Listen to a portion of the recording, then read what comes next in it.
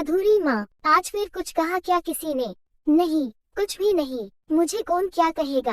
तो यूं उदास क्यों बैठी हो? बताओ तो मुझे क्या हुआ है? ये सुन मेरी आंखों झरमर आंसू बहने लगे। खुद को कब से संभाले बैठी थी।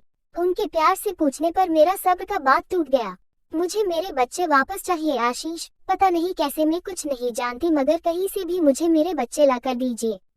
आशीष ने मुझे कस के गले लगा लिया। शायद वो भी अपने आंसू मुझे गले लगा कर पहुंच रहे थे।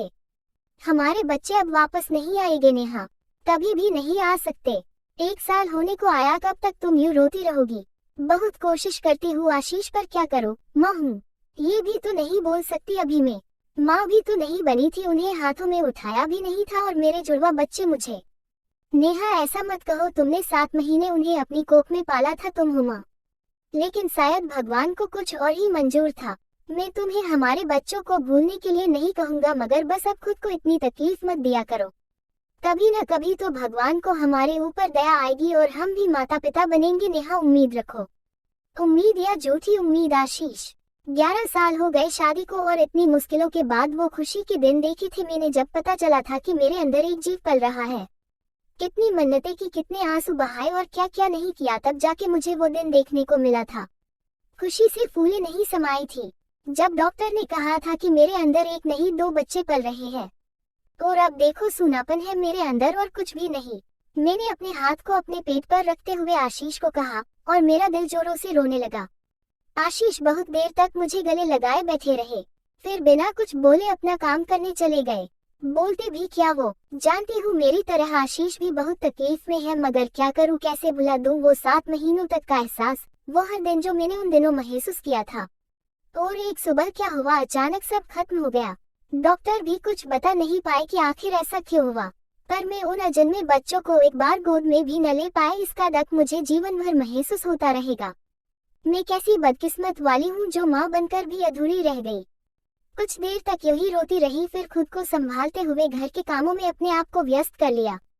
2-3 दिन बाद में और आशीष सुबह चाय पी रहे थे, जब अचानक अपने फोन में कुछ देखकर बिना कुछ बोले हड़बड़ी में तेज कदमों से बाहर चला जाता है।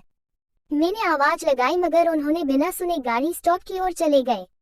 मेरा दिल बहुत घबरा रहा था। खुद पर गुस्सा भी आने लगा कि मैं सिर्फ अपने दुखों में ही डूबी रहती हूँ, आशीष का तो मैं ध्यान ही नहीं रख रही। मैंने बहुत फोन किए, मगर आशीष ने एक भी फोन नहीं उठाया। मन अजीब आशंकाओं से घिरता जा रहा था। थोड़ी देर बाद आशीष घर आए। उनके हाथों में बहुत सारा सामान था। आशीष ने आते ही मेरा हाथ पकड़ा और कहा, नेहा क्या तुम किसी और के बच्चे को अपने बच्चे की तरह प्यार दे पाओगी? कभी फर्क तो नहीं करोगी ना? ये आप ऐसा क्यों पूछ रहे हैं? सुबह से कहा थे आप, मेरा फोन क्यों नहीं उठा रहे थे?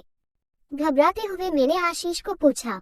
आशीष, सब बताता हूँ, पहले मुझे जो मैं पूछ रहा हूँ उसका जवाब दो। मैं कुछ या मौन रही और आशीष को देखे जा रही थी। मन में काफी कुछ चल रहा था।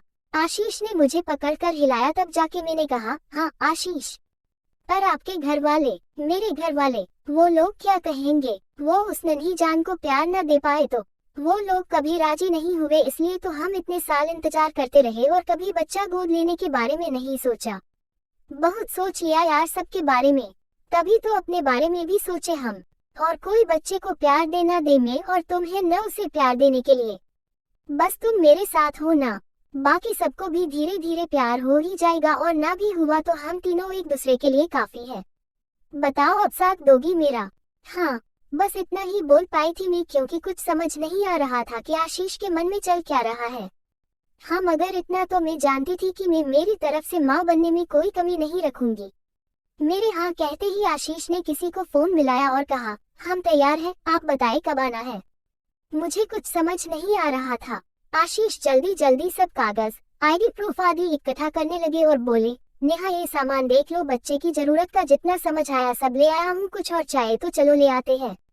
ईश्वर ने चाहा तो कल हमारे घर एक नन्ही सी परी आएगी। कल? इतनी जल्दी? ये सब कैसे? आप ठीक से कुछ बता क्यों नहीं रहे हैं? ये सब एक दिन की बात नहीं है। नेहा, तुम्हारा दुख मुझसे देखा नहीं जा रहा था। कई दिनों से ये सब कर रहा हूँ और बेफिक्र रहो, कानूनी रूप से ही कर रहा हूँ। बीच में जब तुमने बताया कि माँ बनने वाली हो तो मैंने सोचा था कि अपने बच्चे के अलावा भी एक बुढ़िया को गोद लूंगा। और इसलिए रुका नहीं था, तब भी अपनी कोशिश जारी रखी थी और करीब 1.5 साल बाद हमारा नंबर भी आ गया है। एक नन्ही गुड़िया का जन्म 2-3 दिन पहले ही हुआ है। अनाथालय के बाहर कोई छोड़ गया था। बस वहीं से सुबह फोन आया था कि क्या आप बच्ची को गोद लेना चाहते हैं।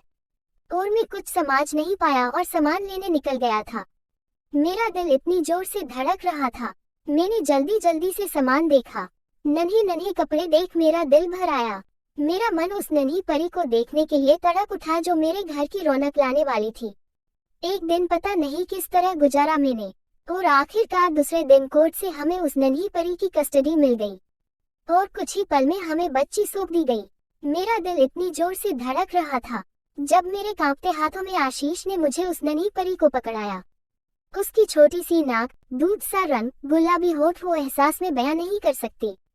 और उस एक पल में मैं अब अधूरी ना रही, पूर्ण हो गई, मां बनकर।